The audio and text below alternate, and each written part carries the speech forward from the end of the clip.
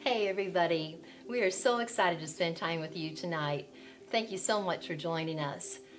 We are Mike and Beth Fox, the founders of the Global Orphan Project, and on behalf of our Go Project team, our partners out in the field, and the precious children that we all love, we want to welcome you to an evening of encouragement. Thanks so much for joining us. You know, we're thankful that you would take part of your Saturday evening and just hang out with us. We've missed you. We've missed you a lot. And under this new normal, Beth and I have done a pretty good job here in our home of just staying put and social distancing. But I will tell you, tonight it's pretty exciting for us. We have company. We've invited some of our closest friends here. They're going to tell you some very, very exciting, compelling stories about how the church has stepped up and kids are being served all around the world. None of us would have thought, none of us, at the first of the year that we would be going through this. But this is our kind of what it is. And I just want to tell you, there's not one community in any country in the world that hasn't been affected by this. That includes you, and that includes us, our families, the churches, businesses. We all know that. But tonight, we want to distract away from that a little bit and just talk about some really cool, encouraging things that are happening all around the world in spite of all of this. So sit back, relax, enjoy this. We look forward to seeing you in person soon.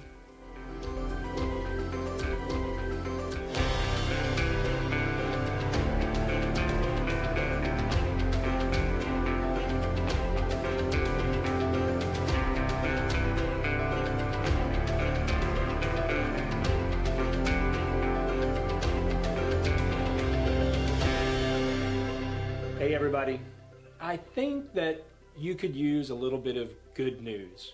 You have been cooped up. We all have been cooped up, and there's so much pressure. But I have to tell you that in all of the pressure, some of the best, most impactful, most life-giving stories explode forth. And that is what is happening. I'll confess to you right now that when the news of COVID-19 hit, the first thing that I started thinking about was all of the pre-existing poor. That's our life. I mean, we're serving families that are in critical need, kids that are in critical need all over the country, all over the world. And it really wasn't the virus that started to totally freak me out. What did was all of the shutdowns were coming, and what was going through my head was there's going to be this secondary surge of homelessness, of poverty before just becoming excruciating. And there's going to be a flood of kids coming into foster care. And there's going to be a flood of kids coming into residential care around the world. That is what I was thinking. I started to think, what about our ministry? Are we going to be okay? So I'm just going to tell you that initially, a little bit of fear, a little bit of panic set in. Maybe you can relate to that. I'd love to sit here and tell you, no, everything was great. That is what I was thinking initially. And we started to talk about it internally in the ministry. We started to pray about it. And the craziest thing happened in prayer. The Lord just flipped the script on us, on me, and said in our spirits, oh, no, you have got this totally backwards. This is going to be the finest hour for churches as first responders, for kids and families who need the most care. And so what we started to imagine was this overwhelming countersurge of care from churches all over the nation and all over the world. It was the weirdest thing because our whole spiritual countenance changed.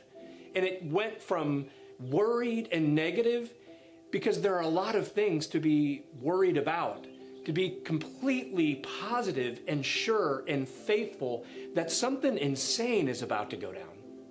And I have to tell you, over the last 45 days, that is exactly what's happening.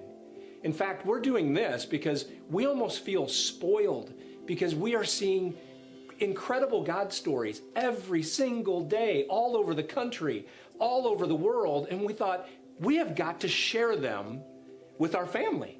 And that's really how this night got birthed. How can we encourage you? 3 things have blown me away over the last 45 days. One is generosity. You all have given. Even when the chips are down, you're thinking about kids and families who are hurting, who were hurting before this happened, and you've kept giving and giving to keep our ministry on the offense for kids. Unity is the second one. We have been on calls with the federal government, with Health and Human Services, with caseworkers, with agencies all around this country. Some of them Republicans, some of them Democrats. You know what? Some of them would be called conservative, some liberal. But I have to tell you that in the midst of all of this, unity has been a theme. Unity of the church. Churches across denominational lines serving kids. Churches across lines of race, socioeconomics, serving kids and families. And government workers stepping up. If you could be in these meetings with us, you would be so proud. I can tell you, there is no, just petty politics in the discussions. None, zero. We're talking about, how do we lock arms and serve together? How do we serve our neighbors well together? There's no church-state malarkey. The government is asking, how can the church be part of the national and global response in this pandemic? I have been so proud of our ministry, but so proud of our nation, so proud of the people that we get to serve, so proud of the churches that we get to serve. So unity has been another huge theme that has blown me away. And the third has been courage. You wonder, when everybody's hunkering down, when there is a mom who can't feed her kids, can't get to a grocery store, whether it's in here or it's in India, doesn't have that access, is the church going to hunker down? Are churches that are in that neighborhood going to say, you know what, I'm going to wait this one out? No, that hasn't been the case. There's been tremendous courage. Churches have been first responders for the most vulnerable like I have never seen before. It was amazing before. I'm blown away right now with what churches are doing. I have heard it said that the church is becoming more and more irrelevant, like the church doesn't have a role in modern life anymore. I don't know who is saying that. I hear it all the time, but they're not seeing what I'm seeing. I can tell you that right now. I have never seen the church be more relevant. I have never been more fired up about the church, about pastors that are stepping up, about church members that have said, you know what, I can be the answer for my neighbor, not just here in the United States, all over the world. It has been insane. I've never been more excited about this ministry. I've never been more excited about our mission. And so just to share a little more detail with you, I've invited 2 of our leaders and 2 of my good friends to give you an update on what's happening in our ministry in the United States and around the world. So we have Adrian Lewis and Jake Barrett with us. Adrian, it has been a thrill to serve with you over the last 45 days, and I know you have a lot to share about what's going on right here in our own nation. Joe, I really appreciate it, brother. Thank you. And I'm grateful that you guys are sitting with us today. This is just an honor for us to share with you what we see God doing across the world. But I feel like I need to acknowledge that this crisis is real. It's real for you. It's real for us. Some of us have family members who've been personally touched by this. And so we don't take what's going on lightly at all. This is significant. And in many, many ways. And that is why we can celebrate. That is why we can come to you with big hearts and an excitement to say, we see God doing things. And like Joe said a little bit ago, it kind of started with us trying to wrestle with a question. What do we have in our hands? What has God given us that we can take and turn into an amazing thing during this time instead of shrinking back and hiding? And so we looked, and we've got this Care Portal platform that's been running for some years now, and it's designed to help connect real people in real crisis with real people who really want to help. I mean, that's its purpose. And so we thought about what could we do with this thing to help the church be the church. We got some phone calls from people in high places who asked the same exact question, super confirming that we were supposed to take action. And so we did. That's exactly what happened. And so March 20th, we got on a mission to see if we could take Care Portal and turn it into a COVID-19 disaster relief response effort. And so we did. And in 3 weeks' time of people busting their tails to make this thing work, we literally created these 3 new purpose statements, just modifying the platform so it could work in this moment at this time. And it does. And so the 3 purpose statements, what we try to help the church do all across the country is help those amazing emergency workers who are giving up their lives to save other lives. What can we do for them, church? To help people who have food and essential insecurities. They just don't have what they need, so they need more things. And the third thing is housing insecurity. The people who are losing jobs and losing homes and can't pay rent, it's like, I just can't quite imagine. But what if we could help mobilize the church across the country, like right now, to help them? And so that's what we set out to do. And now, in cooperation with the Department of Health and Human Services and many other significant influencers across the country, we've put this platform out there. And I just want to tell you, the church is being the church. We are watching in real time thousands of people served, children, those who are alone, served through the church. In April alone, there's been 5,000 people served through the churches in the Care Portal Network. And that's just what we know. I am so encouraged by what's going on right now, and I want you to be encouraged. There's things that you can do to make a difference in your neighborhood, and you could do something for your church. You could get your church signed up for Care Portal and be part of this solution that's going on across the country now. But I want you to hear a few of the many amazing stories from people in the field who are out there watching firsthand on the front line what God is doing through his church. Listen.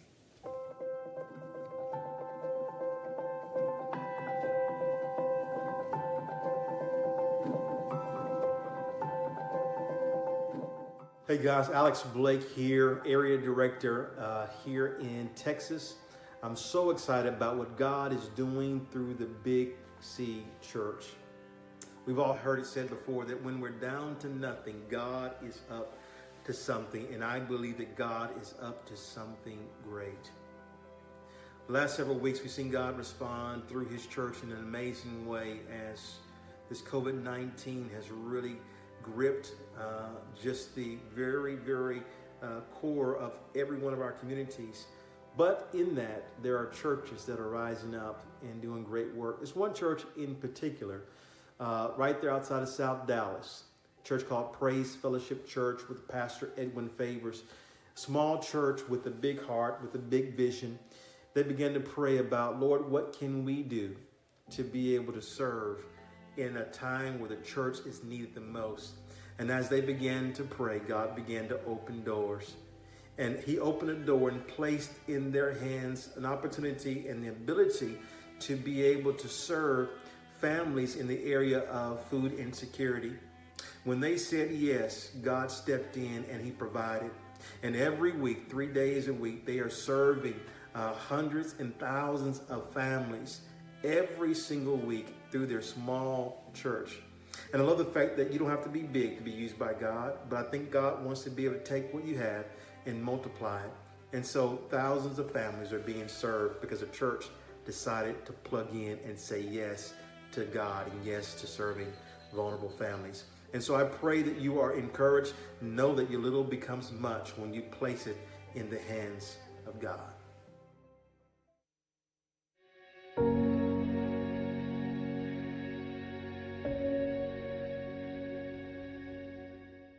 One of the amazing things to see is even in the midst of COVID-19, when a lot of organizations are either shutting down operations or greatly limiting them, that the church is continuing to step into action, courageous action, to serve children and families in crisis. One example of this that we're working on that's live is serving this Hispanic family of 9. This dad in the family had lost his job due to some of the circumstances associated with his kids being in child welfare, making the appointments, getting everything done that he needed to get done to get his kids back. But he had gotten a new job through a local church that had provided that job for him, but due to COVID-19, lost that job as well, could not work the hours that he needed to work. And so the DHS caseworker in the process of reunification made a request for this family to help them get set back up. And we don't have all the needs met yet. They're still looking for a car and some other things. But one example in the midst of this example that's really neat is Carrie. Carrie and her husband had received some government stimulus checks and some additional foster care payments, stimulus from our state. And her and her husband talked, and they were like, we don't really need these resources right now. There's some other families that we know that are really impacted that could use these. And so Carrie and her husband jumped in and met all the bed requests for this family. And not only that, Carrie speaks Spanish and was able to relationally connect with mom and serve her and ask about her and her family, how they could be of help in this time.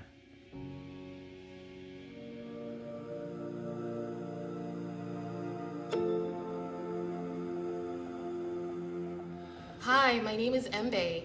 I'm Regional Manager of Care Portal Southern California. We recently just launched Care Portal in January and rallied the churches just in time. California is still under the homestay order, but the churches have increasingly rose up to meet needs, especially COVID-related needs. We recently had a need for a family that was COVID affected. Dad had lost his job. Mom just had a baby. The baby was 3 weeks old. They were struggling to feed themselves as a family. The baby had no proper clothing for being a newborn. So this need was entered into Care Portal, and several churches responded to this need, supported this family, came around this family, and the need was answered, completed, and closed in less than 3 days. There's this church in particular in this area in North Los Angeles called North Park. It's a small church. The entire church is the response team. So we're talking about maybe 60 people on the response team, but they have led the way in their community by answering every single request, participating and answering every single request that has come into their region. And this is what we're seeing in LA. We're seeing fires that are burning brighter and brighter, and the church is rising and responding to needs even in this dark time. We're seeing the church be who she is and more, and all that she's meant to be. You hear these stories. These are playing out thousands and thousands of times in our nation, thanks to the church and thanks to you. But COVID-19 is not just an American thing. I know that we see, the news here, and all we hear about is what's going on in our own country. But actually, in some of the most vulnerable countries in the world, some of the poorest countries in the world, they are being ravaged by this virus. And I will tell you, amazing God stories are playing out all over the world in the pressure. So, Jake, tell us what's happening in our work internationally. Awesome. Thanks, Joe. So we know that the coronavirus is ravaging the world, right? And we know also that Go Project serves in some of the most affected parts of the world. And I know that a lot of you have questions about how are the kids that we serve doing? Well, I want to first report that every single child that we serve is doing awesome. Every single church partner is rallying and wrapping around these kids, providing stellar care. We haven't had a single issue of coronavirus as of yet, and we're so thankful to God for that. So continue praying for us, please. We know that this is affecting the community beyond the church. We know that in the areas that we work in, those who are the most poverty-stricken are being pushed even farther down. But what's amazing in the midst of all of this is that our local church partners are going beyond their walls to serve their community. And we've been getting dozens upon dozens of stories from our team in Haiti, telling us the great news of the work that the church is doing to help families and kids who are in crisis. We've heard stories from India, stories from East Africa, stories from the Middle East. The refugee crisis, compounded with coronavirus, is just creating a huge mess. But the church is courageous. And the reality is that this is the time for the church. The church was built for these moments, for a time when people have lost hope and they're looking for help. And the church is responding in an incredible way. I love what Joe said earlier about how the church is rising to the occasion and really being the hands and feet of Jesus. So amidst all of these stories that have been coming to us here in the States, I wanted to share a few of them with you. So I asked some of our field team members around the world if they would just record a little video and send it to us. One story from a place or a church or a community that they serve in that they wanted to share with you. So that's what we're going to do. You're going to hear from some of our key leaders who are on the front lines with a first-hand report of some of the great stuff going on around the world. So please check this out and be encouraged.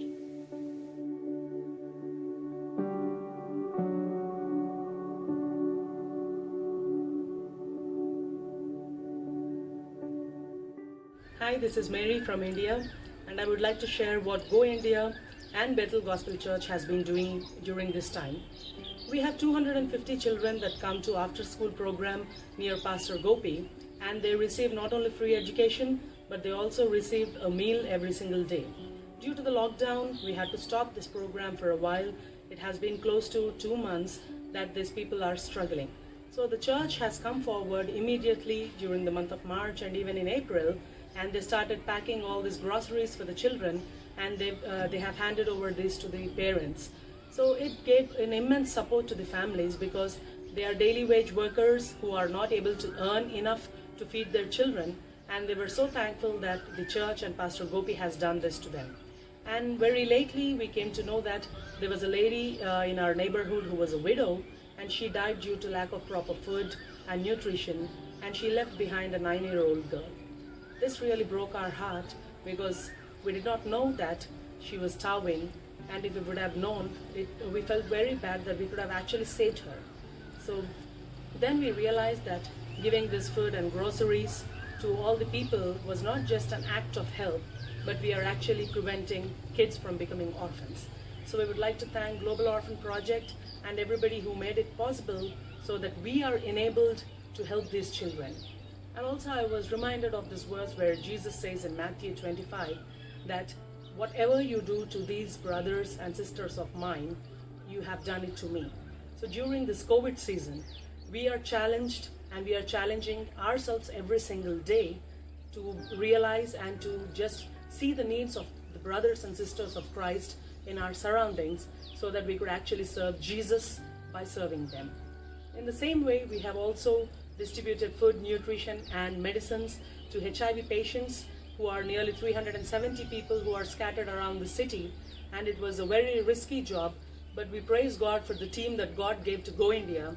We were able to reach almost everybody, and we handed over their medicines and their nutrition to them. So we felt so happy that we have served Jesus during this season. So I would like to encourage each and every one of you, let us try to find where is Jesus in these needs of the people, and let us try to help and let us serve Jesus. Jesus has always given us and has never expected back. But in this verse, Jesus particularly says that if you have done to these least brothers and sisters of mine, you have done it to me. What a great opportunity it is to do something back to the Lord.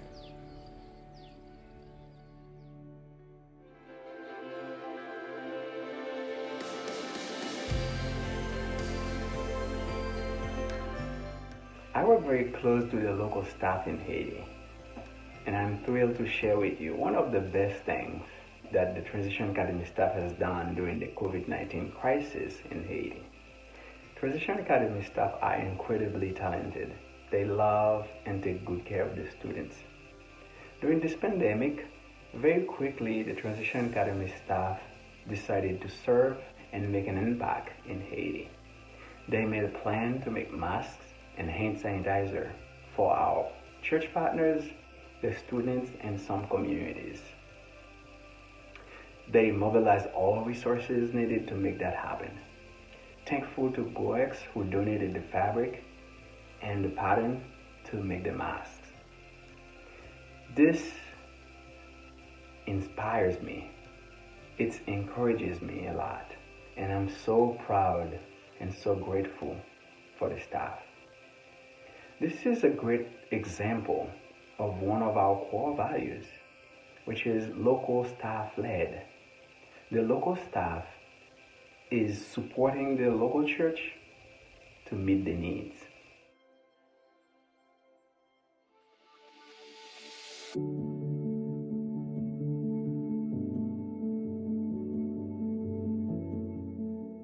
This virus or COVID-19 has made or has put a lot of burden on everyone. But the church in Congo has not given up on the least children who have no one to care for them. When the government of Congo demanded that schools are closed, many children at the local church did not have any adult champion in their lives. Despite the difficulties, the restraint on travel, the prices of food going up, families being crowded since everyone now is back home, Christian in the local churches in Bunia, in the Democratic Republic of Congo, were able to open their homes to these children who have no one to care for them. Yes, there's no space, but there was at least a space for an extra child who has no one to care for them. These families, these Christian families, have gone beyond the normal duty of a Christian. The church has also stepped up since these families have received children without any adult to care for them. Social workers have been able to shop for food, package them, and deliver them to these families that have accepted 2 or 3 extra kids in their own family. They are not related, they do not know them, but because of Christ, the church is stepping up, is doing their best amidst the challenge that the children who have no one are cared for. We praise the Lord for his church that is doing the best, that is shining, that is being the light and the salt in this challenging situation we are all in. May God bless you, and we bless these church members who are doing their best to care for the least of these in the kingdom of God. May God bless you and protect you. Bye-bye.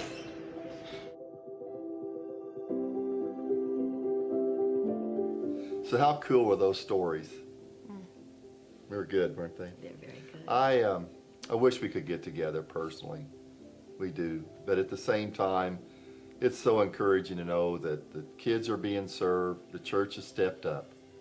Our team, our staff are doing their job very well because of your interest and your generosity and your encouragement. Things are still going strong. I just want to encourage you personally. Take care of people. Serve others. Step out of your comfort zone. Give generously. Take care of your grocery worker, the person that's delivering to your house. Just step on a little bit more than you normally would. It's going to come to an end soon, but we're thankful that tonight you spent some time with us. Oh, we sure are. Before we leave you, I'd like to remind you that our 2020 big event is coming up August 22nd, and we hope to see you all there. You'll be hearing some details very, very soon. It has been such a privilege and a delight to spend this evening with you. Our hearts are filled with gratitude for you. Yeah. From our home to yours, we just pray for special blessings on you. Hope to see you soon.